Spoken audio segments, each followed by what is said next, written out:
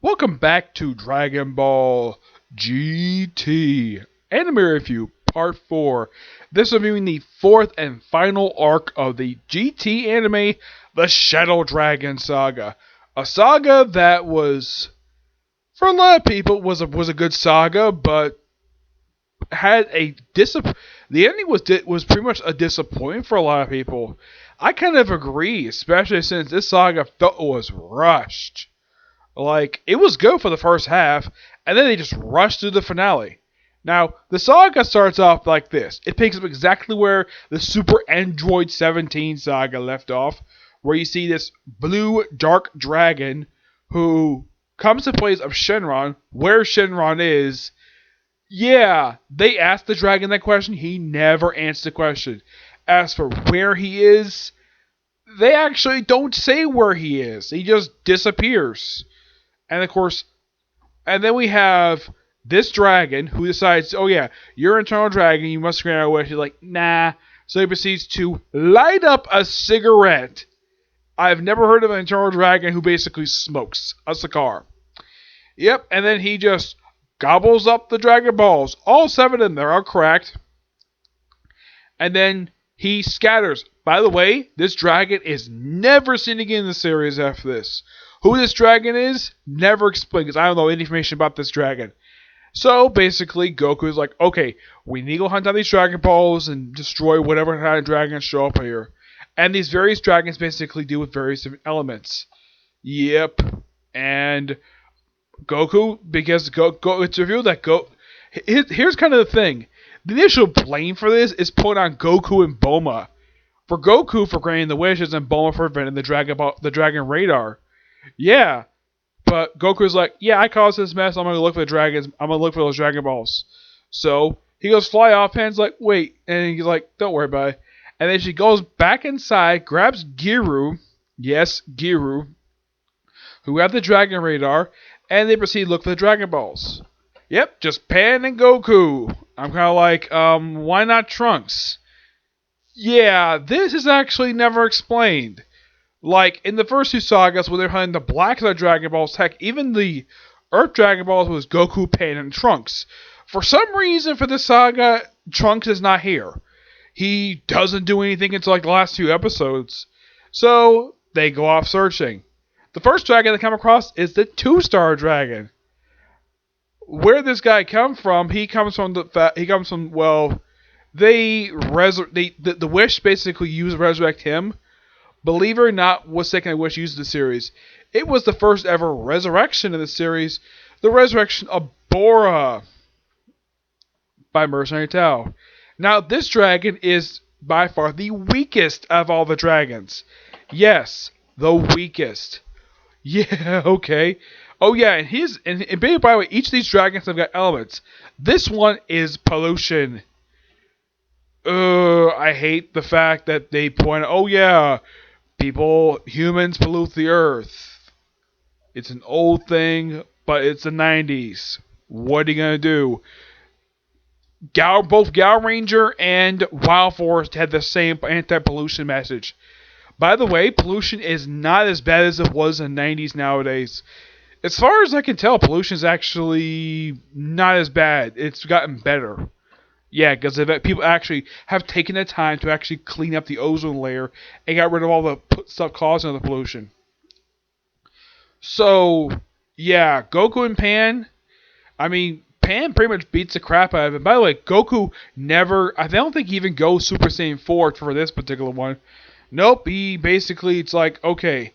Basically, the guy cheats by basically the fact that the atmosphere in the area is like so poisonous. So they toss Goku and Pan into a poisonous lake, and Gero basically on the problem. And Gero drags into a part of the lake that actually was not contaminated. So they breathe normally, and of course the whole poison was cured. And then Goku was able to basically destroy this particular dragon via Kamehameha. Yep, and then they got the Dragon Ball, and the crack is sealed, and they get energy's gone. Simple as that. And then we go after the 5, 6, and 7-star dragons. The 5-star dragon. What wish created him? Why, it was the wish that resurrected Goku. Yep, and he's the smallest of all the dragons. And his power is electricity with slime. Yeah, and they come across him in an abandoned city. Yeah, why in the world they said abandoned city? They say because when the slime showed up, everyone's like, okay, we'll leave town. Like this is a major city, probably by the size of it, looks like a few thousand. Like, okay, so people evacuated, and apparently this thing covers like traffic lights, and of course Pan tries to get a drink, so they end up pretty much fighting the dragon. The dragon basically caused them a lot of trouble. Eventually, Goku does go to Super Saiyan 4 for this one, and ends up destroying this dragon after several Kamehamehas. The 6-star dragon is probably by far the most embarrassing of all the dragons. This is Oshina. First one was called Haze. That was the 2-star dragon. The 5-star dragon, his name is Rage. This was Oceanus. And this particular one is a woman who also has a former guy. Yep, a dragon with 2 genders. And the reasoning for the creation's wish, and she is so embarrassed by this. And it was the first ever wish ever done in the franchise.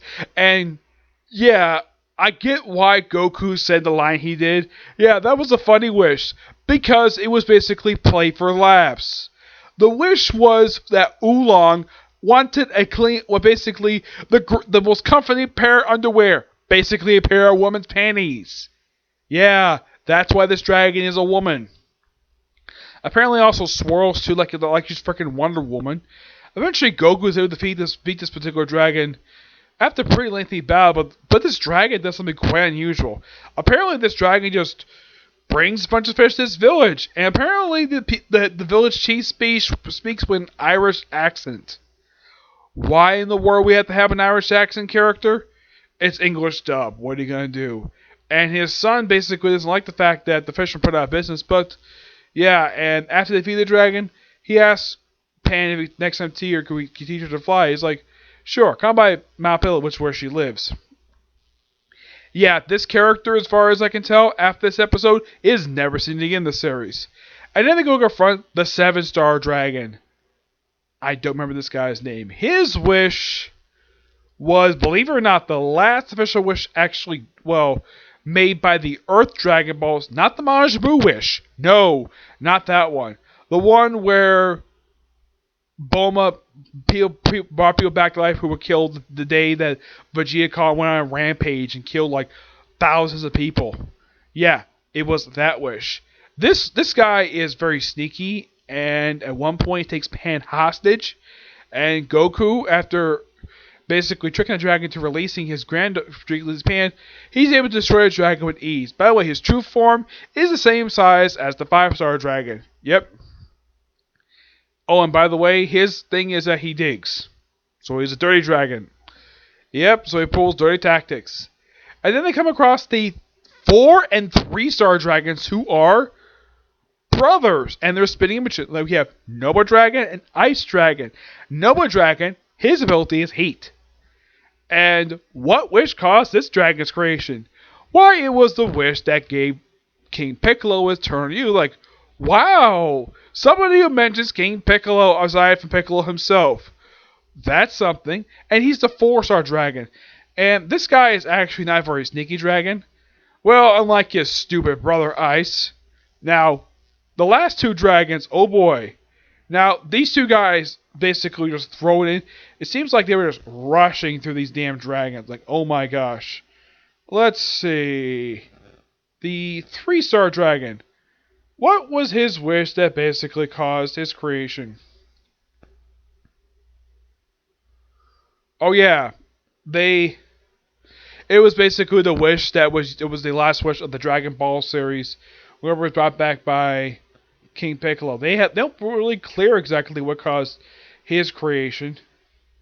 Of course, the 1-star dragon, he's associated with Frieza. Yep, frickin' Frieza. Yep, and when they threw the 3 and 1-star dragon, it seems like, yeah, at this point, they were rushing through the frickin', like, the saga. Like, because a large portion of the saga, Goku pretty much is in Super Saiyan 4 mode up until like the third to last episode of the series. He's Super Saiyan 4. So he fights Nova Shenron for a good period of time, and of course his sneaky brother takes the other Dragon Balls.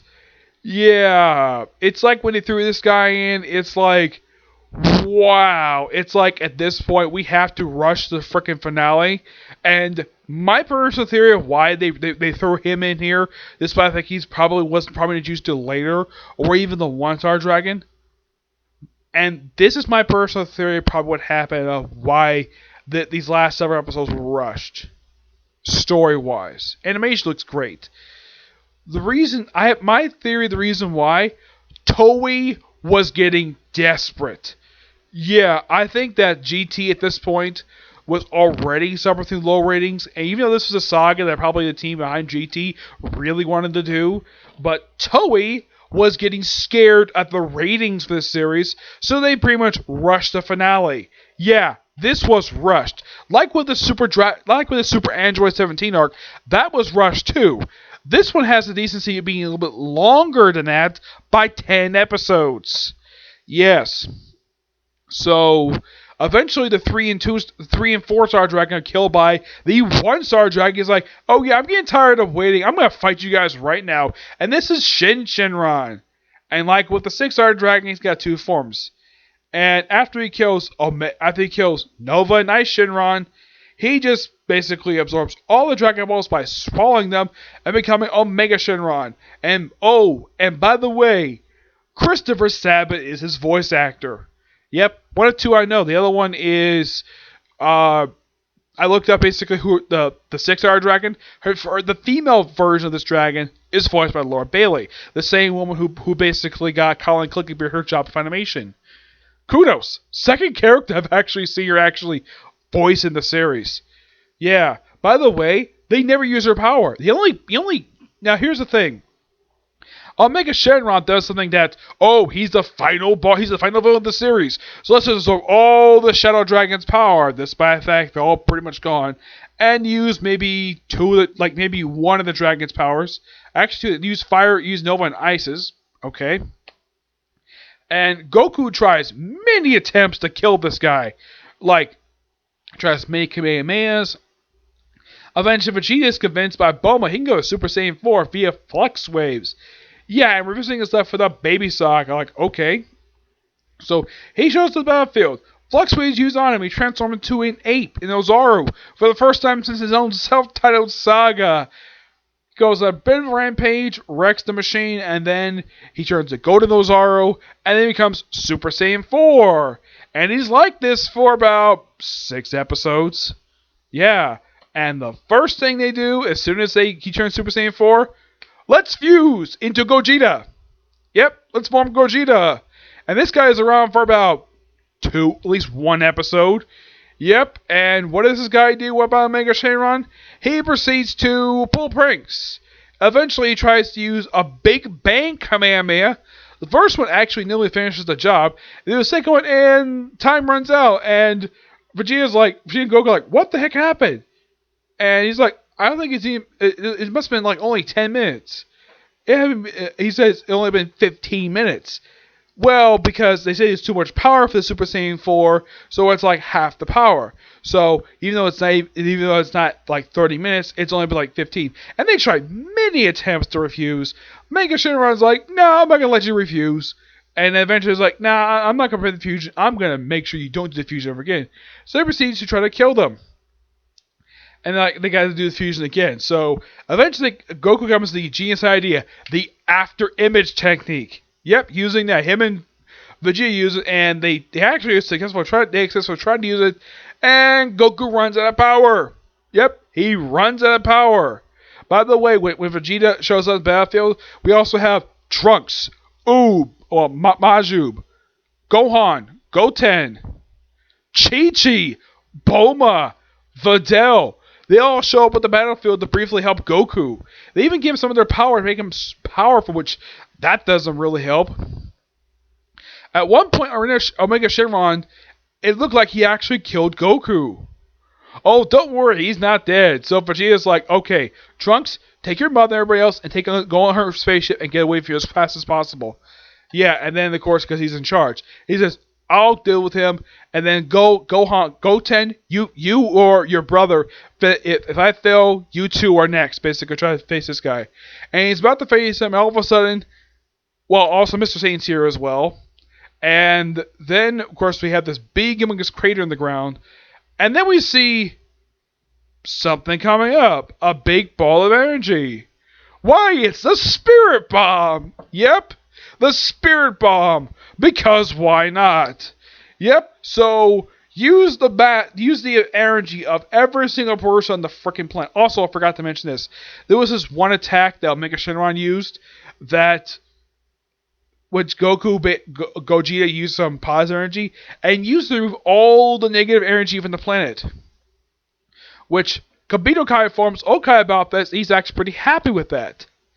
Yes, and then eventually it's like, okay, at the sort of energy on people left there, okay, not big enough. So Goku's like, hey, King Kai, can you ask the galaxy, give me some energy? He's like, sure. So we see the Namekians and like all the planets they visited in GT, basically making her. It's like there's the ogre where the Dragon Ball got cut on his teeth, the walrus, the planet where baby one of the last planets I went to where baby took possession of a little boy.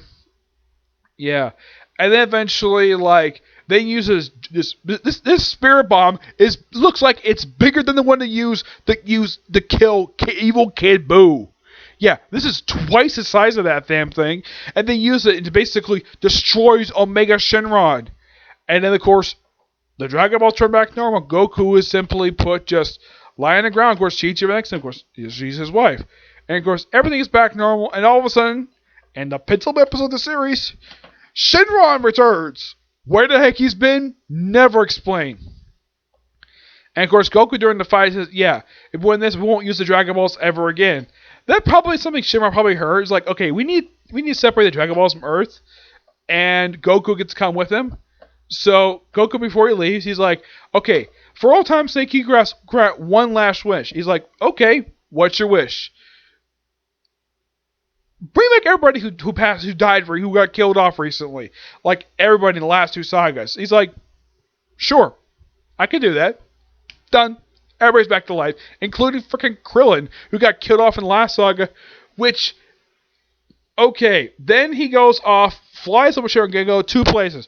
First, he goes visit to Master Roshi and Krillin. I'm like, okay, it's great to see these two in Turtle. I'm like, okay, where in the world is Krillin's smoking hot wife and beautiful daughter, 18 and Marin? Where they are, well, they're seen briefly at the start of the saga, and then they're never seen again in the series. Well, there's a stock footage clip of them seen later, but there's no appearance by 18. For some reason, she couldn't appear in the final episode of the series. I mean, Goku resurrected her dead husband, and she doesn't give a thank you to Goku for bringing back Krillin? Nope. No appearance. So they briefly have a sparring match. Goku loses on purpose, and he flies away. And of course, Pan sees remnants of his clothes, and Vegeta's like, tells Pan, take good care of those clothes. Which she does. And I'll get to what happens with those in a minute. And then he goes visit Piccolo in Hell. Just cuz. And once again, Pell looks completely different again. It's like, okay, why in the world do you keep changing what Hell looks like? Heck, in Super, Hell looks like frickin' heaven. I am not kidding about this. Apparently, the people who do these animation apparently don't remember what the heck a location like this is supposed to look like. Yeah, they completely forgot. Also, I think this is quite strange. At the start of the saga, King Kai is on supposedly back his own planet, and then by the end of the saga, he's back on the Grand Kai planet. Why in the world this is? Never explained. And then he flies up, he's like tired, so he falls asleep, and then Shenron does something really weird. He takes the 7 Dragon Balls and put them inside Goku's body. And then Goku goes inside Shenron's head.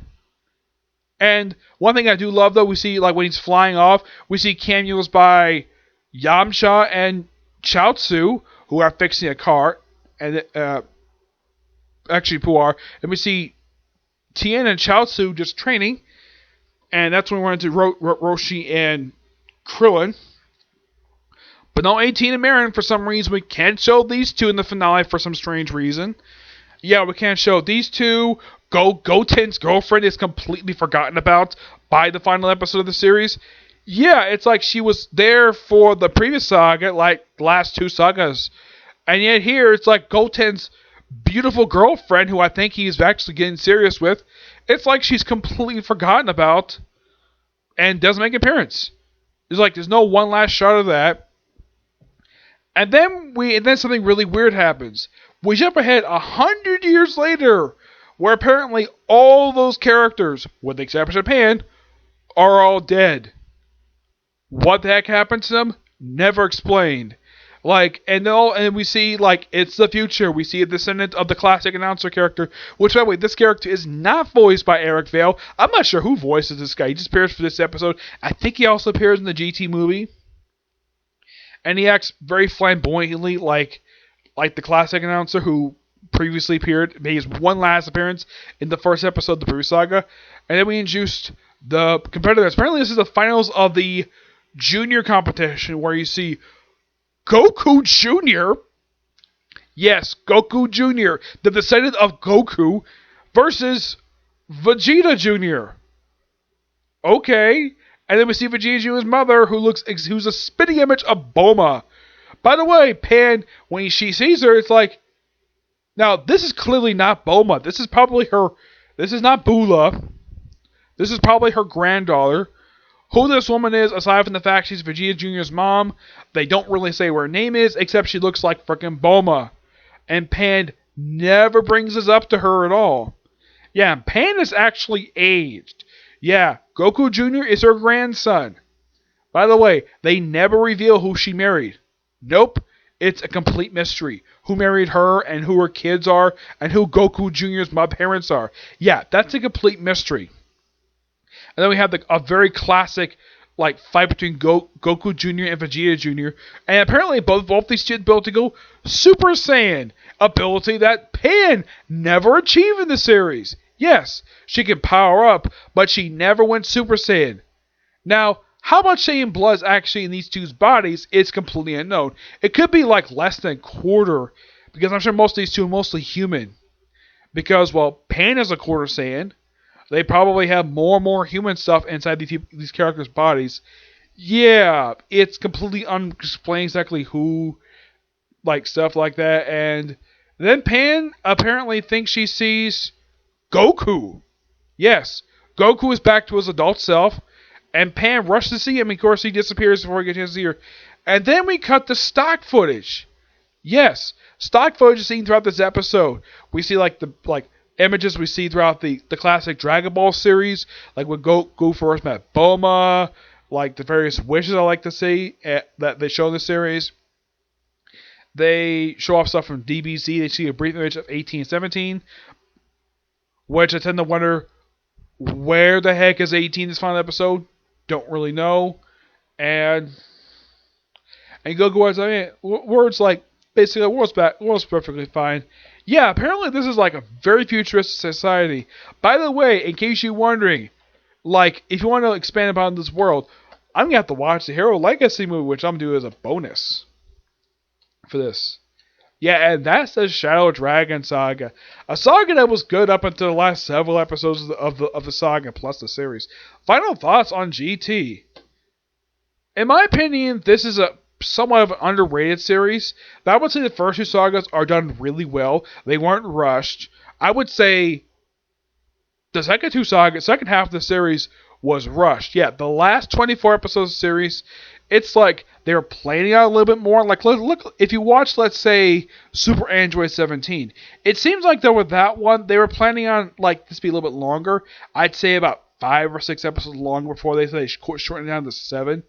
This saga, the Shadow Dragon Saga, I would say by looking at this, this saga was probably shortened down. This saga probably should have been, at least basically by looking at it, could have been at least 7 episodes longer than it was. But Toei was getting desperate, because we had to rush the freaking finale because Toei was canceling the series. That's just my personal guess of the theory of, that's my personal theory of why that the series ended for. But I don't know if Toei's ever done it, like anyone from the, like higher ups, Toei higher ups, has ever explained why this series is in it for. The series is not all that bad. I mean, people do hate the series. I get the reason why, and a lot of people consider this like fans consider the series to be not canon because of Super. Yes, Super, which did stuff a heck of a lot better, and Akira Toriyama was involved in that series. GT, he had zero involvement with this one. Yeah, aside from the fact he basically created the characters who previously appeared in Z, he had nothing to do with the series at all. I don't think he created any of the new characters pop up in the series. No, not that I could think so, no. Oh, by the way, what happened to Giro? Yeah, they don't really explain what happened to him. I would love to see if Hero's Legacy explains what the heck happened to Giro.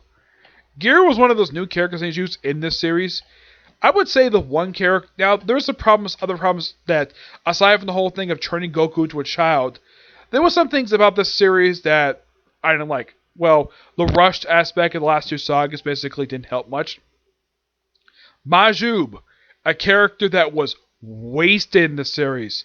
Like, it's like, okay, after the initial pilot episode, this guy disappears for 30 episodes and is there somewhat for the last part of the Baby Saga. He's there for the next two sagas. I mean, at least in the case Super 117, he's doing stuff. This saga, he's absent for almost the entire saga before he does anything. Goku's family does, with the exception of Pan, do pretty much nothing the whole series, aside from getting possessed by freaking Baby and doing some fighting. One thing I did like, though, was Gohan. I thought that this was a shocker. Gohan put on his classic gi. Though he's apparently looks like it's Goku's gi. Like, where he found that is never explained. Yeah. Also, this is probably by far this is quite strange though for this final saga of the series. Mr. Satan did absolutely nothing. It's like, what was the whole purpose of him being here? I mean, the most interesting happened to him in this saga was him getting the crap beat out of him by Omega Shinron. Yeah, this guy had no business being here. At least in the case of Chi-Chi and Boma. Those two were fighting as witnesses of Mr. Satan. Yeah, this guy did nothing. At least in the case of Baby Saga, this man had frickin' guts to stand up to frickin' Baby. Super Ranger 17, he didn't do much fighting, but at least was there. This saga is there for about a few episodes, and all he's there to do is to hold back Pan. That's it. That's all he's there for. Yep. Oh, by the way, here's a funny thing about the character Pan. This version of Pan would actually appear in, I kid you not, Super Dragon Ball Heroes. Like, you're probably thinking, how the heck is that even possible? When that's set, like, after the events of Super, how is that possible? Well, there is kind of a reason for this. Apparently, in the manga for Super Dragon Ball Heroes, Dark Victory, like, apparently the demons from that series apparently destroy her timeline. So, she decided to stick around. And she asked one of the people who work, like, "Hey, pretty lady, can you give me clothes about like my papa?" Yes. For some reason, Pan always a lot of time either call Gohan Papa. Yeah, she went back and forth between Papa or Dad. I thought that was kind of weird. Yeah. Yep. But at least Pan shows up there, and I at least got hands to the writer of Super Dragon Ball Heroes, Dark Victory. That particular manga, which was only 17 chapters, by the way, I've read it. It's actually really good. She's actually written a heck of a lot better in that series than she is in this one. Because, for a lot of people, Pan was the most annoying aspect of. I didn't have necessarily a problem with her. No, not really, no. I never had a problem with the character. I think she was fine. Though, I think it was kind of weird that a 13-year-old was going to be more mature than her grandfather and her best friend, Trunks.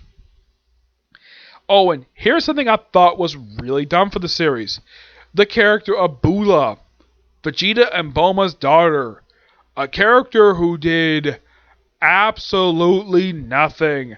Aside from being possessed by Baby, she did nothing. She shows up like in episode 2, disappears for a long period of time, shows up prominently in the Baby Saga, Then she's seen at the beginning of the next saga, Super Android 17, well, in the first couple episodes, and then she's never seen her mentioned again ever in the series. Unknown if she actually is trained by Vegeta in martial arts. Yeah. So I'm kind of like, what was the whole point of this character being here? I get the fact she's Vegeta Momo's daughter, but she did nothing. Absolutely nothing. Yeah, this character just did nothing to the series. Bulma, I thought this was quite weird for her. Like, you see her wear, like the outfit she wears in, like, the saga. It's the outfit she wore in the Baby Saga. Like, she wears the same outfit for a long string of episodes. She kind of does the same thing about the other series, but at least she switched it every saga. This one, she wore the same outfit for 3 straight sagas. Yeah, but the kind of is an explanation for that because Shadow Dragons basically is just continues where Super Android 17 left off. Yeah, but not much else to say about GT. Underrated series. Only recommended basically people who are hardcore fans of Dragon Ball. You may or may not like it. It depends what you want to do with it. Now, before I close this video out, I have to say this about my reviews for Dragon Ball and Dragon Ball Z in this series. I had no initial plans to review these 3 series at all. I only initially reviewed them because I was watching them while I was trying to read some light novels. Yeah, so I compare with some other series I watched. Yes, some of them did take me a while to get through, like in the case of Dragon Ball Z. It took me about a couple months, which didn't have a really big problem with that at all. No, I didn't. And I just reviewed it because I had documents for them, so yeah, for Microsoft Words, I figured though, why not do them? That's the only reason why I did them. Now, I enjoy reviewing these 3 series. I never had initially a problem with it. GT, let's finish Z. I initially was not going to do GT, but I figured though, why not? GT is not as long as Dragon Ball Z. And that's definitely true. It's only 64 episodes plus 1 movie. Z, of course, has got several movies and a few specials. I'm still planning on reviewing other specials for reviewing the rest of for Dragon Ball Z eventually. Yep. But since the series finished up, I don't know what big series I'm going to do alongside some other anime I'm going to watch. I haven't really decided yet, but you'll find out when I get a chance when you see the review for it. But the next major anime I'm definitely going to review series for is Raise of a Shield Hero. I don't know when season 2 is going to start for that one, but I'm going to discuss that soon. Probably sometime, maybe next week. But I am going to do one more video today, and that'll be my kind of basically something I do like the past couple years, where I basically talk about the series basically I've watched this year. And I'm going to do one this today, probably in about a few hours. Discussing like what series, because I basically finished up as of today 25 series in just 6 months. Yes. And the reason I'm doing it now, and this is a very good reason why, because it's halfway through the year, unlike last year, where at this point last year, I was still working on Case Closed. This year, I basically have already finished up a whole boatload of series. Yep. Oh, and I'm not really planning to do another, like, series that length ever again. I only doubt I can find one that length because it's almost near impossible. The only series I can think of that's almost that long is Pokemon, but I have no plans to be Pokemon. Not at all. Not even Digimon's that length, but Pokemon Digimon are series I do not have any plans to review at all because I have no desire to review them. If you ask, I just don't have the desire to review them. I'm just going to review series that basically I want to review. And Raising a Shield Hero basically is a series I do want to review. Because the premise sounds interesting, and plus, I got interested in the series next Isekai Quartet. That's got me hooked in the series. Just like it got me hooked onto this series, the Cautious Hero series. Yeah, Isekai Quartet basically got me into 4 series. Saga Ton Evil, Cautious Hero, ReZero, and Raising a Shield Hero. Yep. But that'll be up probably sometime in the next few days of when I get a chance to do my first video for that series. So, until the next video, which will be discussing all the series I watched so far this year in the past 6 months, okay? To the next video. Soon. Not right now. Soon, okay? Bye.